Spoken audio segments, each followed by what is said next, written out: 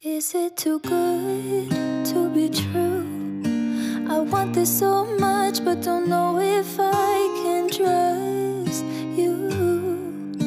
My mind's racing fast trying to find the red flags. I'm you.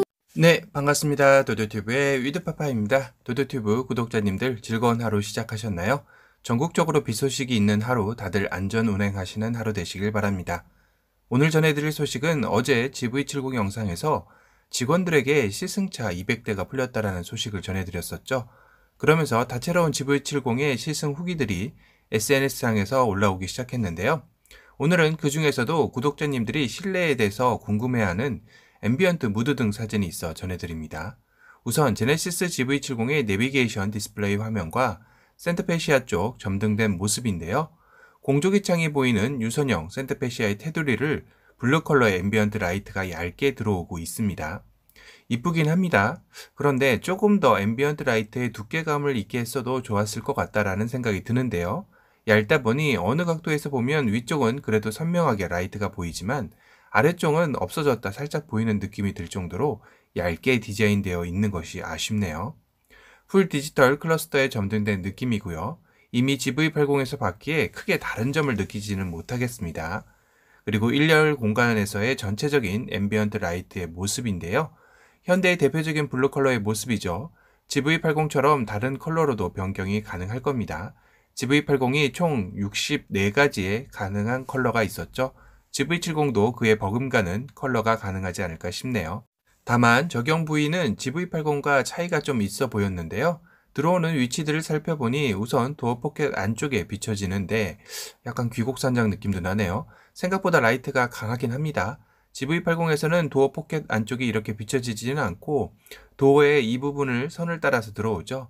GV80의 앰비언트가 조금 더 고급스럽게 느껴지긴 하네요. 하지만 GV70이 더 나은 것도 있었습니다. 바로 센터 터널 옆쪽에 유선형 가니쉬 아래 라인에 길게 들어오는데요. 도도튜브의 개인적인 의견은 이런 느낌의 앰비언트 라이트가 참 이쁜 것 같다라는 생각이 듭니다. GV80에서는 그 부분에 앰비언트 라이트가 없죠. 그리고 앞서 봤던 센터페시아 유선형 테두리 안에 GV70은 앰비언트 라이트가 들어오고 있습니다. 그리고 끝? 뭔가 조금 아쉬운데요. 왜 그런가 했더니 GV80의 경우는 센터페시아의 조수석 앞 이 부분과 운전석 쪽 이 부분에 앰비언트 라이트가 있죠. 하지만 GV70에는 그곳에 없습니다. 전체적인 느낌으로는 GV80이 조금 더 많이 밝아 보이고 빛도 풍성해 보이는데요. GV70은 뭔가 조금 2% 아쉽습니다. 그런데 운전석 아래 풋등을 보면서 바닥 매트에 레드라인이 있어. 이거 이전 스포츠 패키지 실내 공간에서도 바닥 매트에 레드라인이 있었죠. 스포츠 패키지는 바닥 매트도 다르구나 했었는데 이 사진의 GV70도 그럼 스포츠 패키지? 그래서 외관 사진을 보니 그냥 일반 가솔린 모델이었습니다. 어라? 그렇다면 바닥 매트의 레드라인 테두리는 전 트림 동일하게 들어가는 것일까요? 지금 이 사진대로라면 그게 맞는데요. 이 부분도 향후에 정보가 있으면 찾아서 알려드리도록 하겠습니다. 외관은 우유니 화이트 무광 컬러이죠. 휠은 18인치 엔트리 휠을 장착하고 있네요. 이 휠도 계속 보다 보니 나름 괜찮아 보입니다. 외관은 스포츠 패키지도 이쁘지만 스탠다드 모델도 전면이나 가솔린 후면도 그에 못지않게 이쁜 것 같은데요. 외관 때문에 스포츠 패키지를 해야겠다는 분들은 그리 많지 않을 것 같기도 합니다. 구독자님들의 생각은 어떠신가요? 그리고 실내는 확실히 스포츠 패키지의 실내가 이쁘긴 하죠. 이 사진의 스포츠 패키지 레드 실내의 실물 모습인데요. 스포츠카의 느낌이 물씬 나죠. 특히 이 3스포크 스티어링 휠의 모습이 완전 다른 차량의 느낌을 주고 있는데요. 그런데 이 3스포크 스티어링 휠의 전 트림 스포츠 패키지에 동일하게 적용되는 것인지 아님 3.5 가솔린에서만 선택할 수 있는 다이내믹 패키지 선택 시만 이 3스포크로 바뀌는지 이 표를 보면 다소 헷갈립니다. 우선 스포츠 패키지 선택 시 공통으로 변경되는 것은 이 표의 위쪽 스포츠 패키지 선택 시 변경 범위를 보면 알 수 있는데요. 그런데 여기에는 3스포크 스티어링 휠이 표시되어 있지는 않습니다. 그리고 아래로 내려가서 가솔린 3.5 터보 다이내믹 패키지를 보면 리얼 카본 파츠 적용하고 가로 열고 아웃사이드 미러 커버 그리고 3스포크 스티어링 휠을 하고 가로가 만약에 닫혔다라면 아웃사이드 미러 커버와 3스포크 스티어링 휠에 리얼 카본 파츠가 적용되겠구나 라고 생각을 했었습니다. 그래서 도도튜브도 처음에는 전트림 3스포크 스티어링 휠이 다 들어가 다이내믹 패키지만 3스포크에 리얼 카본 파츠가 적용되는구나 생각을 했었는데요. 하지만 자세히 보다 보면 가로가 닫히지 않고 브렘보 로우 스틸 패드까지 쉼표 하나로 하나 열거가 되어 있습니다.